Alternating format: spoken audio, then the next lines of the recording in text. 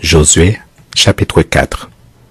Lorsque toute la nation eut achevé de passer le Jourdain, l'Éternel dit à Josué, « Prenez 12 hommes parmi le peuple, un homme de chaque tribu.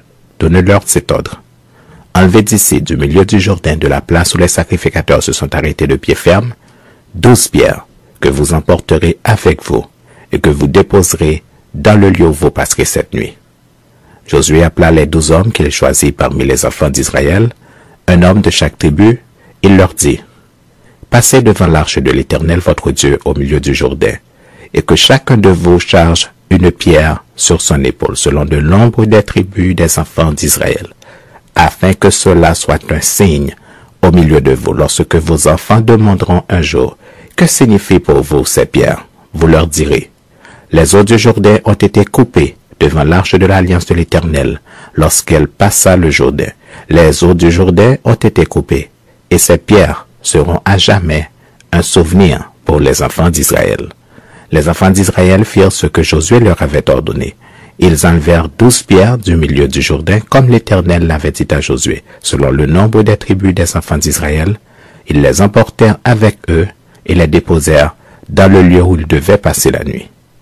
Josué dressa aussi 12 pierres au milieu du Jourdain, à la place où s'étaient arrêtés les pieds des sacrificateurs qui portaient l'arche de l'Alliance, et elles y sont restées jusqu'à ce jour. Les sacrificateurs qui portaient l'arche se tinrent au milieu du Jourdain jusqu'à l'entière exécution de ce que l'Éternel avait ordonné à Josué de dire au peuple, selon tout ce que Moïse avait prescrit à Josué, et le peuple se hâta de passer.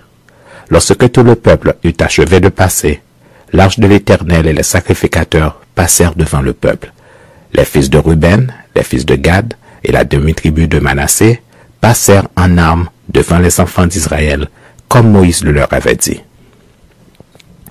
Environ 40 000 hommes, équipés pour la guerre et prêts à combattre, passèrent devant l'Éternel dans les plaines de Jéricho. En ce jour-là, l'Éternel éleva Josué aux yeux de tout Israël, et ils le craignirent comme ils avaient craint Moïse tous les jours de sa vie.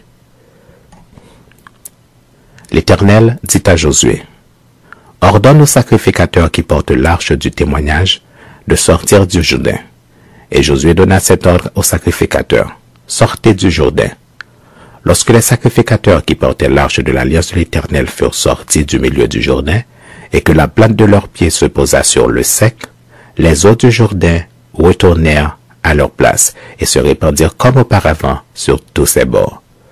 Le peuple sortit du Jourdain le 6e jour du premier mois, et il campa à Gilgal, à l'extrémité orientale de Jéricho.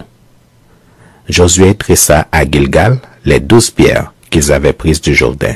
Il dit aux enfants d'Israël, « Lorsque vos enfants demanderont un jour à leur père, que signifient ces pierres? Vous en instruirez vos enfants, et vous direz, Israël a passé ce Jourdain à sec, car l'Éternel votre Dieu a mis à sec devant vous les eaux du Jourdain jusqu'à ce que vous eussiez passé, comme l'Éternel votre Dieu l'avait fait dans la mer Rouge, et qu'il mit à sec devant vous jusqu'à ce que nous eussions passé, afin que tous les peuples de la terre sachent que la main de l'Éternel est puissante, et afin que vous ayez toujours la crainte de l'Éternel votre Dieu. »